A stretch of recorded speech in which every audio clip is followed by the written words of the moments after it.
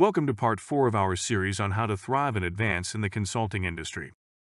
In this segment, we will discuss the two most vital functions in the industry, which together establish the value of the services provided to the client.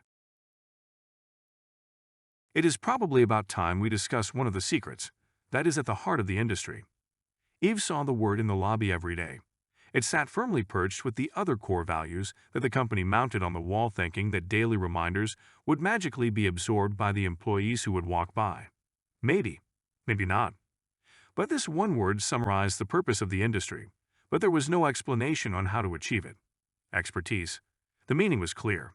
Knowing more than the others and specifically the client. So how does a 20-something become an expert in the eyes of clients who are often 20 years their senior and at least one generation apart? So our 10th secret is how to become an expert. If you think we have held out this information to make you listen to the first 9 secrets, similar to sitting through a low-budget opening act to get to the headliner, you would be wrong.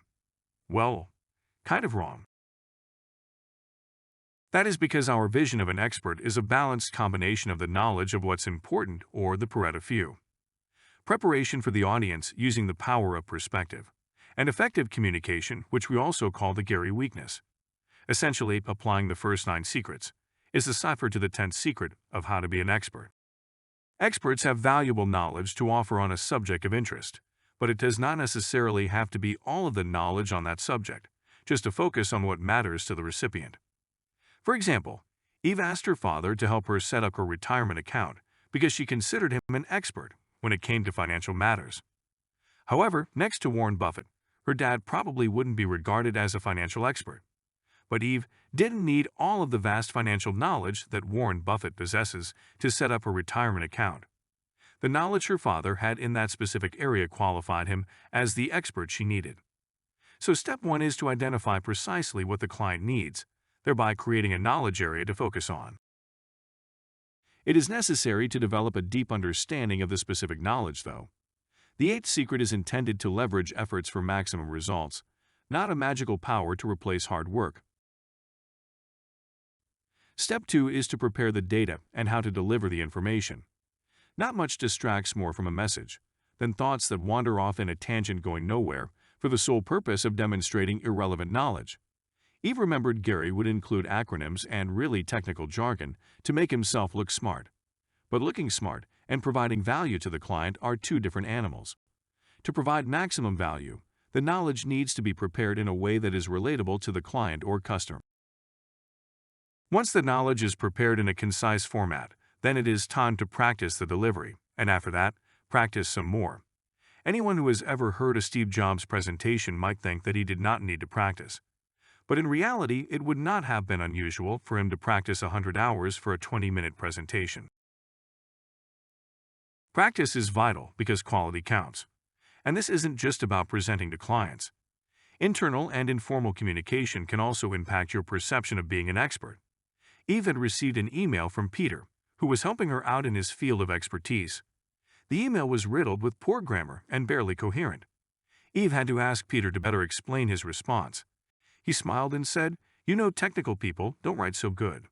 She just cringed and she thought to herself, "He might have a great deal of knowledge, but if he cannot communicate it accurately and effectively, I am reluctant to trust his opinion." If you had asked Adam and Eve their top 5 priorities starting their careers, leadership would not have been on their lists. But at some point Adam decided he needed a leadership badge, so he scoured the internet for sources that would allow him to mark leadership off his checklist. He found books and seminars on laws and practices for effective leadership and began to apply these newfound techniques to his daily practice. He was met with skepticism by his colleagues each time he tried to assert himself. He started using the word team to address all his emails, even though the tone and purpose had nothing to do with working as a team. He claimed credit for the ideas of others in some sort of scorekeeping exercise. He tried speaking louder and over people to proclaim his authority and assert his dominance. He was desperately anxious for the power of being a leader, so he twisted and shortened the messages in many of the books he read to function more as tricks and illusions. Eve didn't set out to be called a leader, but rather she developed leadership skills as a natural result of her progress. She could see ways to promote the development of her team to achieve greater performance. She had ideas, good ideas that would benefit everyone. And she would apply her communication skills to explain the benefits to her coworkers so they could see things from her perspective.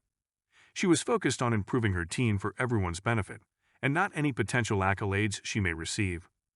This showed in her approach, and she earned the trust of her coworkers and the ability to wield her influence. They began to take their cues from her actions and do as she did. Her production team was thriving, and before she knew it, she had achieved a leadership status. She realized the 11th secret, which is simply that leadership is the combination of having the foresight to select a worthy cause and the ability to influence others. A worthy cause is an idea that benefits all followers, and the ability to influence others is based upon creating a vision for the audience to view all circumstances from the same perspective, to see and feel the value and benefits of the cause. High performance, effective team leadership, independence, expertise, client service. These were some of the badges that those in control valued at the production level. And Eve had racked them up like a sharpshooter at a carnival game. She had swiftly navigated through the ranks and was given a team of her own to lead and the title of project manager. In the fourth part, we focused on the two most significant skills in the consulting industry, expertise and leadership. We discussed ways to first focus your learning on the areas of knowledge that are most vital to your task.